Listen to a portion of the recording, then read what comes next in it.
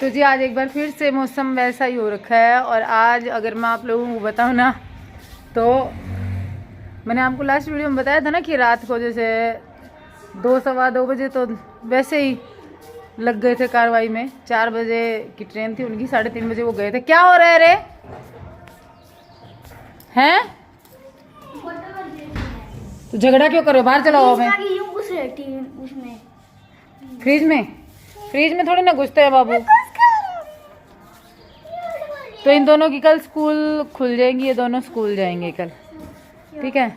और गर्मी बहुत ज़्यादा खतरनाक हो रखी है। नैनी की दोबारा चोटी की है, मेरी चोटी की है, क्योंकि ना बाल चोटी क्या की है, बाल ऊपर उठा के बांधे हैं। बालों से गर्मी बहुत लगने लग जाती है। तो मैं आपको क्या बता रही थी कि सुबह, हाँ सुबह फिर वो टाइम से कल रात पूरी रात सोना हुआ ही नहीं। एक तो राम जी मेहरबान, तो उस वजह से कैसे सोना हो सकता था। फिर मैं दोपहर में सोई थी, आई थिंक 3 बज गए होंगे। उससे पहले मैं बच्चों का काम करवा रही थी, होमवर्क वगैरह स्कूल का थोड़ा बहुत बचा हुआ था, वो सारा कंप्लीट करवा के बुक वगैरह प्रिपेयर करके और फिर रखी हैं। जैसे कवर वगैरह हो रखे थे, लेकिन बस इधर उधर से सेट करके एक जगह। तो उसके बाद मैं सोई और अब मेरी आँख खुली 7 बजे। 7 बजे भी कब खुली, मेरे भाई का फ़ोन आया। जैसे उसको पता था ना आज इवेंट है, तो सुबह से वो अपने काम में इधर उधर बिजी होगा। भैया संडे है तो उसको संडे को काफ़ी ऑफ टाइम के अपने काम करने होते हैं। फिर उसका फ़ोन आया मेरे पास शाम को अब 7 बजे। वो एक बार उसने फ़ोन किया, मैंने उठा के मैं बोले हाँ भाई मैं सो रही हूँ। बोल ठीक है तू सो जा, बाद में कर लूँगा। फिर मैं फ़ोन रख के फिर मैं एक बार यूट्यूब सोची मैं टाइम देखूँ। टाइम जब मैंने देखा तो टाइम हो रहा था 7 बजने में 7-8 मिनट थे।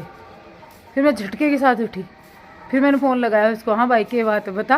बोले मैं तो यूँ ही राजी खुशी कर रही हूँ, तो रोज़ भी तो करूँ हूँ। उसका रोज़ फ़ोन आता है। फिर उसने ये बोला ना, तब जाके मेरे ये हुआ। और 7 बज गए। फिर मैंने कहा तू फ़ोन रख, तू राजी खुशी तो बाद में करिए, पहले मैं मेरे घर संभालूँ।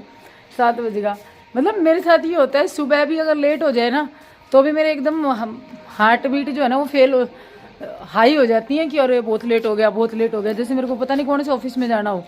और शाम को भी अगर इस तरीके से मेरी आंख लगी रह जाए ना तो भी मेरी हार्ट बीट बढ़ जाती है। तो अब क्या करें, तो बहुत लेट हो गया। तो जी ऐसी थी कुछ आज मेरी बकबक। और आज मारे फिर अंबर राच रहे थे, मतलब रात में हिमाचे हो। कल भी मैंने बताया था ना अंबर राचे तो मैं हिमाचे, तो कल रात को भी बारिश आई थी। अब करते हैं खाने पीने का जुगाड़। क्या खाना है, मतलब क्या खाना बनाना है, कुछ आइडिया भी है नहीं। ट्राई करते हैं क्या बनाएं। पोहे नहीं बनेंगे, कुछ खाने में अच्छा ही बनेगा, मतलब अच्छे से, मतलब है रोटी के साथ में ही बनेगा। जो बनेगा वो रोटी बनानी ज़रूरी है। तो जी जैसा कि आप सबको मैंने बताया था, शर्मा जी गए हैं इवेंट में, जो जयपुर में क्रिएटर्स का जो मीटअप हुआ है ना उसमें गए हुए हैं। तो उनके जाने के बाद में, मतलब जब भी वो घर पे नहीं रहते ना तब हम लोगों का ज़्यादातर खाना बच्चों की पसंद का हो जाता है। वैसे मैं सोच रही थी दाल चावल बनाने का, कुकर मैंने उठाया था, लेकिन नैनी को ही मैंने ट्राई में ये दे रखा था फ़ोन।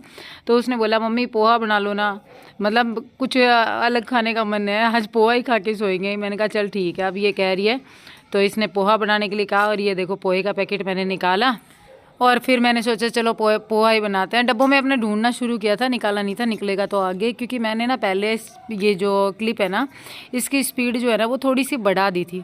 क्योंकि मेरी बेटी जो है ना ये कभी भी क्लिप निकालती है तो ये इतना हिलाती है कैमरे को। आप लोगों की काफ़ी कमेंट्स भी आते हैं कि दीदी कैमरा कम हिलाया करो। तो जो इसके बनाई हुई क्लिप्स होते हैं ना वो ज़्यादातर हिलती हैं। देखो कैसे हिलना शुरू हो गया ना, तो ये ऐसे ही करती है, ये अपने हाथ में कैमरा रखते रखते फिर भूल जाती है।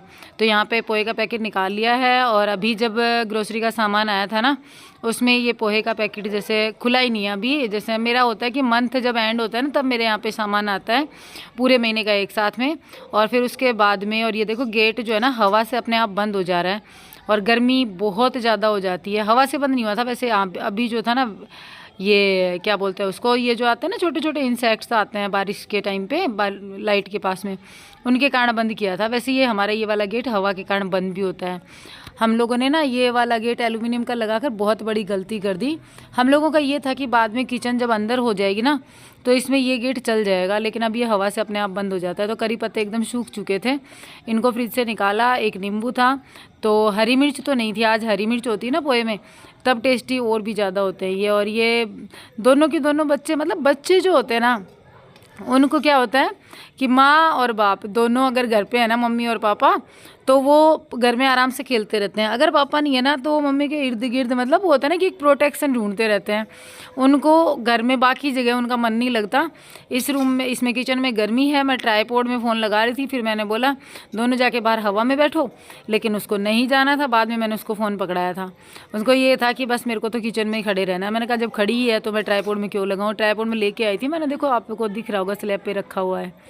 तो बच्चे जो है ना, वो अपने माँ बाप के पास ना प्रोटेक्शन ढूंढते हैं। और एक माँ बाप जो होते हैं ना, वो सच में जब तक एक इंसान बड़ा हो जाता है, बहुत बड़ा हो जाता है, जैसे कि मान लो 30-40 साल 45 साल का हो गया, तो भी वो अपने माँ के सामने, अपने पिताजी के सामने ऐसा रहता है जैसे कि बस वो बच्चा हो। तो वो सारी फीलिंग मुझे याद आ रही थी। अब जैसे बच्चे अपने आप को यहाँ पे सुरक्षित महसूस कर रहे थे, तो यहाँ पे बस नैनी कह रही थी मम्मी इस तरीके से प्याज काटो ना। मैंने कहा ये सिर्फ इन्हीं में कटती है, मेरे से नहीं कटती, ठीक है। मैं थोड़ा सा ना एकदम, वो होता है ना कि एकदम सिंपल टाइप से ही ये पसंद करती हूँ, ज़्यादा चोचलेबाजी मेरे को अच्छी नहीं लगती। और कभी कोई आ जाता है ना गेस्ट वगैरह, तब मैं सलाद वगैरह काटने में थोड़ा सा क्रिएटिविटी दिखा देती हूँ। लेकिन घर में जब भी होता है ना, तो मैं ऐसे सिंपल तरीके से काट पीट के एक प्याज के 4 टुकड़े करके फिर रख देती हूँ, अगर सलाद में खानी है तो बस यहाँ पर अपनी प्याज टमाटर कट चुकी थी। उसके बाद में मुझे लगाना था अब इसमें तड़का। तो ये तड़का अपना शुरू हो चुका है।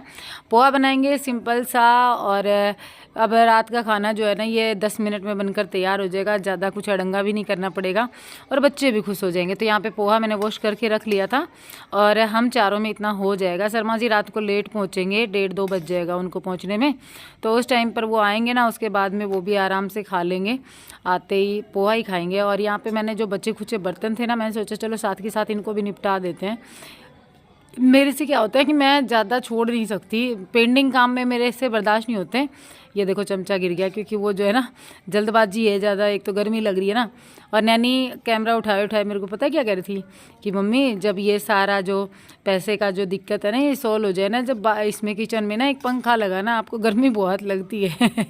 तो उसकी इस बात से ना एकदम से मतलब ऐसा हुआ कि क्या बताऊँ मैं आपको। तो बस यहाँ पे सारे बर्तन अपने साफ़ करके और अब फटाफट से मेरे को चारपाई वगैरह बाहर लगानी है।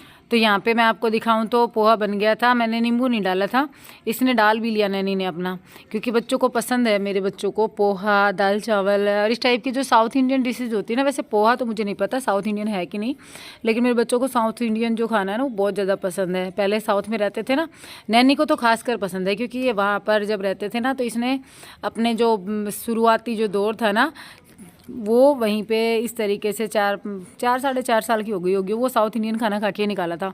तो लास्ट में मैंने अपना नींबू जो था वो भी इसके अंदर नींबू निचोड़ दिया था। और अब इसके बीज जो है ना, उनको सेपरेट करके रस मिला करके और पोहा को एकदम रेडी कर दिया है खाने के लिए। अब बच्चे आराम से खाते रहेंगे। अब फर्स्ट जो काम है वो है कि बाहर चारपाई डालना, क्योंकि कूलर लगा चुकी हूँ मैं ऑलरेडी। तो अंदर आकर मैंने देखा तो ये दिन भर यहाँ खेल रहे थे। इन्होंने टॉयज़ वगैरह के इस तरीके से बिखेर के छोड़े हैं। और रोज़ का ये हाल रहता है, दिन में ना 3-4 बार उठाओ, 3-4 बार ये बिखेर देते हैं। ऐसे ही मतलब होता है यार, बच्चे जिस घर में होंगे वहाँ पे घर जो है ना, वो होटलों के जैसे नहीं मिलेंगे, घर के जैसे ही मिलेंगे। तो मैं भी ये सोच लेती हूँ इस कमरे में ये पूरे दिन खेलते हैं, एक बार उठाऊंगी। अब एक बार शाम को जब झाड़ू पोछा करती हूँ तब उठाती हूँ। और अभी भी एक बार फिर से बिखरेंगे। ये चारपाई डाल दी मैंने बाहर, लेकिन एक बार फिर से बिखेर जाएगा। मेरा शिवांश ऐसा ही है। तो जो ये देखो इसका नैनी का ये बालों का जो था ना क्लचर, वो भी यहाँ पे रखा हुआ है। तो मैंने ये मांग रही थी, लेकिन मेरे को पता था अब ये बाहर पटक देगी छत पे, इसलिए मैंने दिया नहीं। तो बस ये चारपाई दोनों मैं हमेशा क्या करती हूँ, इधर डाल के रख लेती हूँ इकट्ठ, मतलब मेरे को बार बार नीचे ना उतरना पड़े। तो इस तरीके से वहाँ सरका देती हूँ और अब फिर मैं उठाऊँगी, क्योंकि ये जो नीचे सीढ़ी है ना, इसमें से ऊपर चढ़ना बहुत डिफ़िकल्ट होता है, जोर पड़ता है पैरों में। और आज एक कमेंट आया था, तो उन्होंने बोला था कि ये वास्तु दोष बनता है, नीचे वाला नीचा है, काफ़ी नीचा है और थोड़ा नीचा नहीं है, तो ये वास्तु दोष बनता है, ये भी कारण हो सकता है। तो सच में पापा जी ने भी बताया था ये वास्तु दोष है और इसको ऊंचा करना चाहिए। ये उस टाइम पे जब बना था ना, तब ऊपर वाली जो छत है जिसमें हमारा बाकी घर बना है ना, उसका लेवल तो ऊंचा लिया गया था और ये वाला नीचे रह गया था, जिसके कारण ना ये नीचे रहा ना, तो ये दोस्त अपने आप बन गया। अब इसको करेंगे, देखेंगे क्या करेंगे, अभी तो करने की सिचुएशन ही नहीं है। ये देखो बाहर भी इन्होंने टॉयज़ बिखेर रखे हैं, बाहर भी इतने खिलौने पटके हुए हैं। और अभी तो अगर मैं उठाने के लिए लगूँ ना तो सारे कोनों में से दो चार निकाल करके ले आऊँगी, इतने मिलेंगे।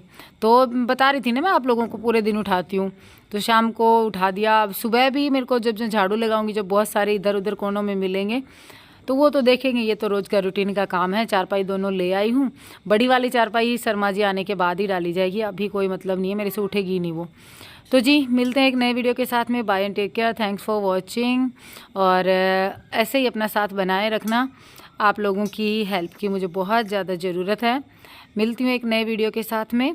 Bye, take care, thanks for watching.